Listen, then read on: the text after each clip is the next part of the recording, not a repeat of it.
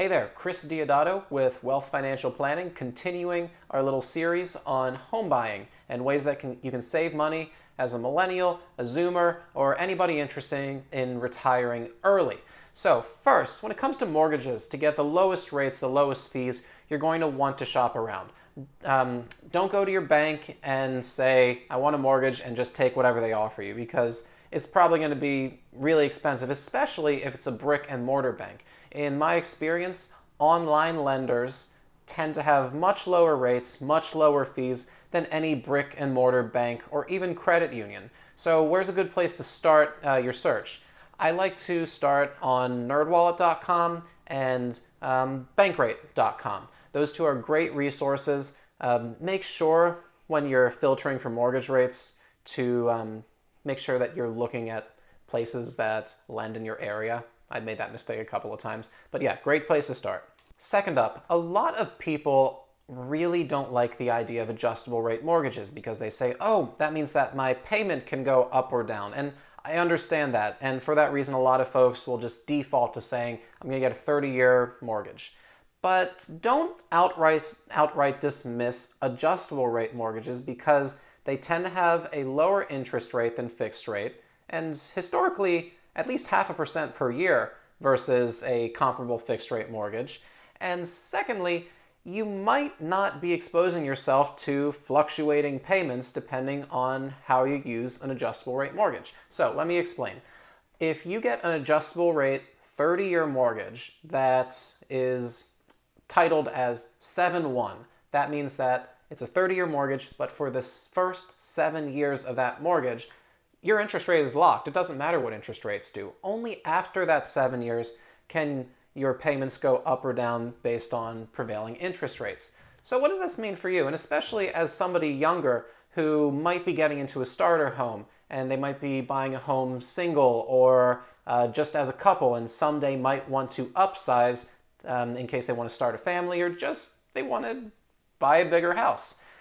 That means that if you get an adjustable rate mortgage, let's say a 7-1, so 7-year lock, the easiest way to avoid interest rate risk, if you don't think you're going to live in the home for that long, is just sell it before 7 years. So that's an easy way that you can save yourself some money and kind of plan out when you're going to buy your next home. Last up, be smart with how much you put down on a house. So I know a lot of us get drilled into us, mostly by our parents and media, you got to put 20% down. Or else you have to pay PMI, which is true, or else you're not a responsible human, which is not true. So how much you put down on a mortgage, what I tell my clients is that it's a question of opportunity cost. It's essentially a math problem. So let's say, for instance, in the markets, you can earn maybe on average 9% per year or 8% per year. Cool, but that's risky. So you're going up and down the whole time. And the downs can be huge. So it's not a risk-free, say 8 or 9%. So that means, let's say you get a mortgage and they offer you 8%, and that's guaranteed 8% per year, 8% loss that you'd be paying in interest. I would say at that point, I'm going to put down as much as I can on that mortgage because 8% guaranteed is worth a lot more to me than a risky 8 to 9%. All right, conversely, what if your mortgage is at 3%? Yeah, put down as little as you possibly can because 3%, that's very, very cheap money. That's a very cheap loan, and you can invest what you would have put down on the house in something that would be expected to earn much, much more over the long term. So it's a matter of opportunity cost. But also, let's talk about PMI quick because there's a lot of misinformation out there. PMI is very expensive for one kind of loan, and that's very low down payment, say like 3%, 5%, and with a poor credit score. Even with a good credit score. If you would do a very low down payment loan, so like 5% FHA, you're probably looking at PMI costing you anywhere between 0.7 to 0.9% on the loan per year. Whereas if you do 10% down, PMI costs next to nothing.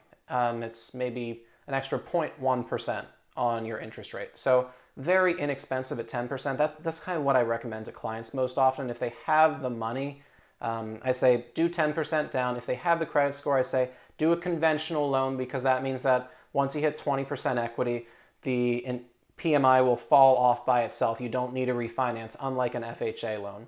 So that's my my spiel about PMI. So those are the 3 tips as far as making the most of your mortgage. And one more shameless plug: if you need any help with anything, or looking for a financial planner who specializes in creating early retirements for individuals and families, give me a call. Otherwise, I'll see you next time. Thank you.